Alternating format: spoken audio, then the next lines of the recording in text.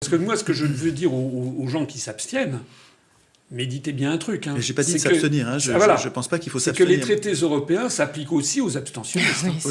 Mais je pense que, quelle que soit notre décision, que nous décidions de nous abstenir, de voter A ou B ou C, de toute façon, je pense que ça ne changera rien sur l'essentiel de notre domination au niveau international dans cette grande prison qu'est l'Union européenne.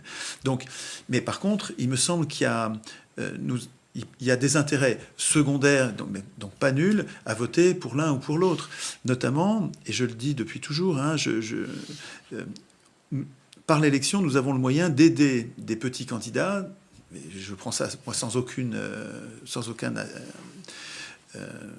aucun sens péjoratif, évidemment, mais les candidats que nous considérons comme valeureux et qui ont peu de chance parce qu'ils passent peu dans les médias, peu de chances de gagner, nous pouvons les aider en leur donnant des voix, on conduit l'État à leur donner de l'argent. Et cet argent va leur permettre de résister. Et si on trouve qu'ils résistent bien, ça n'est pas rien.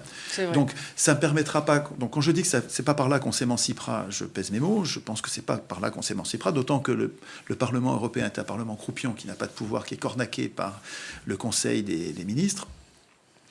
Mais c'est pas parce que c'est pas comme ça qu'on s'émancipera qu'il faut pas voter. Moi, j'ai jamais dit de s'abstenir. Hein. Je pense qu'il faut.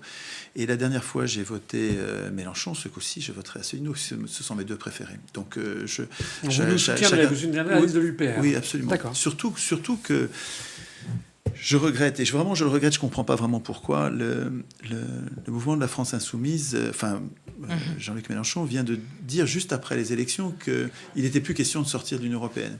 Et ça me paraît tellement profondément contradictoire, alors qu'il ne le disait pas avant, il ne le disait pas comme ça. C'est de l'hypocrisie.